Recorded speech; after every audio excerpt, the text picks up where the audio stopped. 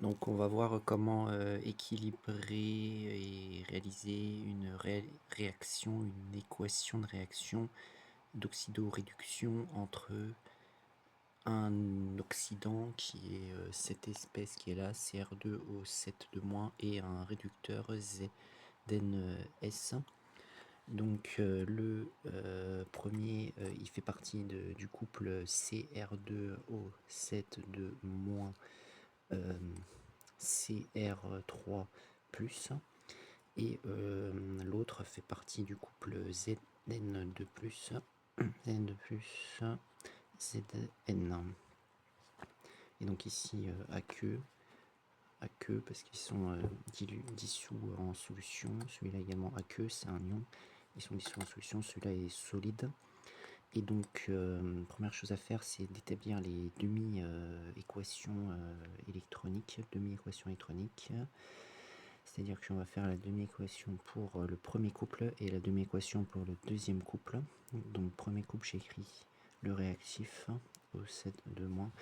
Je mets un égal et je laisse de la place.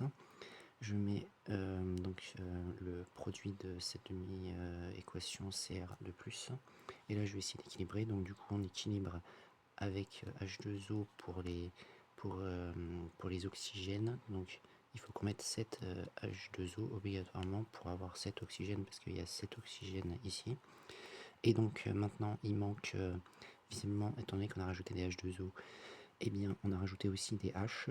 On a été contraint de rajouter des H. Donc, du coup, des H, il y en a 14. Donc, du coup, ici, je vais rajouter des H+, 14 H+.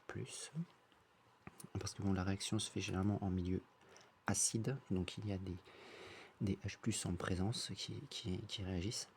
Et donc, à partir de là, on est presque équilibré. Il manque plus qu'un 2 ici. Il manque plus qu'un 2 ici parce que ici, on a deux atomes Cr et ici bah, il y en avait qu'un, donc je mets un 2 devant. Et maintenant, d'un point de vue des atomes, c'est équilibré, mais maintenant il faut regarder aussi par rapport aux charges. Donc sur la gauche, on a 14 charges plus, mais il faut retirer 2 charges moins qui sont ici. Donc du coup, ça nous fait donc 12 charges plus. Donc nous avons 12 charges plus sur la gauche.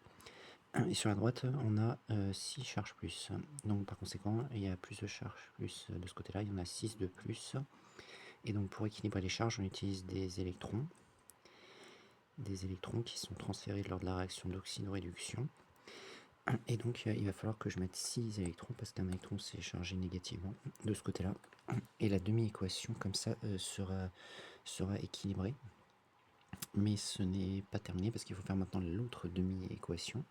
Donc là c'est pareil, on met le réactif, donc c'est-à-dire ZnS égale, et de l'autre côté on met le produit qui va donner Zn2+, donc aqueux.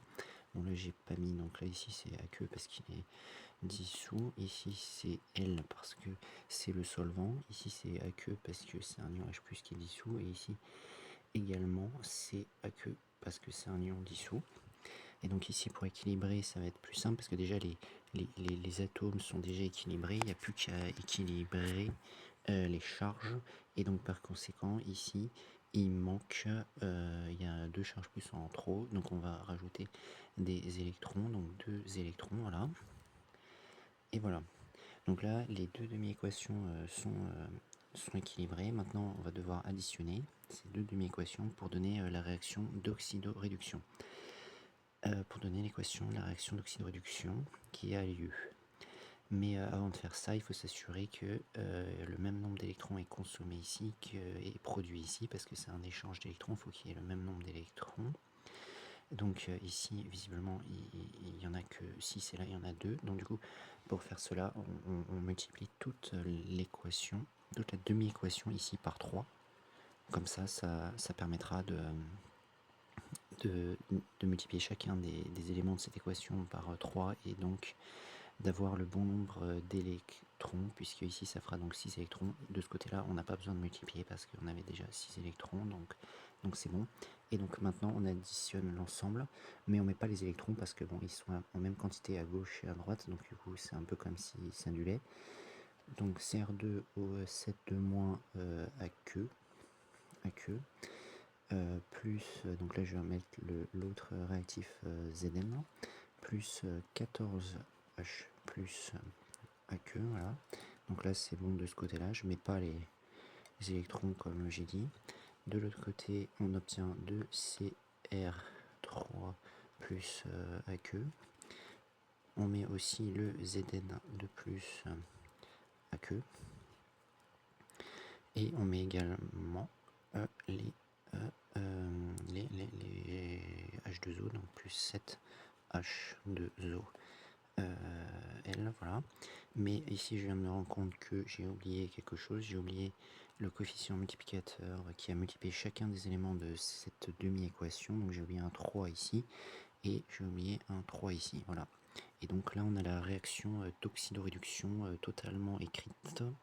Et on peut vérifier qu'elle est bien équilibrée. Donc par exemple là, CR, il y en a 2. CR, il y en a 2. Zn, il y en a 3. Zn, il y en a 3. Les H, il y en a 14 ici, et il y en a 7 fois 2, 14 ici. Les oxygènes, il y en a 7 ici, et il y en a 7 ici également. Et ensuite, autre chose, oui, les charges, il faut faire attention aux charges, est-ce que les charges sont équilibrées? Donc ici, on a 2 charges moins, 14 charges plus, ça fait en tout 12 charges plus. De ce côté-là, est-ce qu'on a également 12 charges plus? Donc 2 fois 3, 6 charges plus, et ici 3 fois 2, encore 6, donc ça fait bien 12.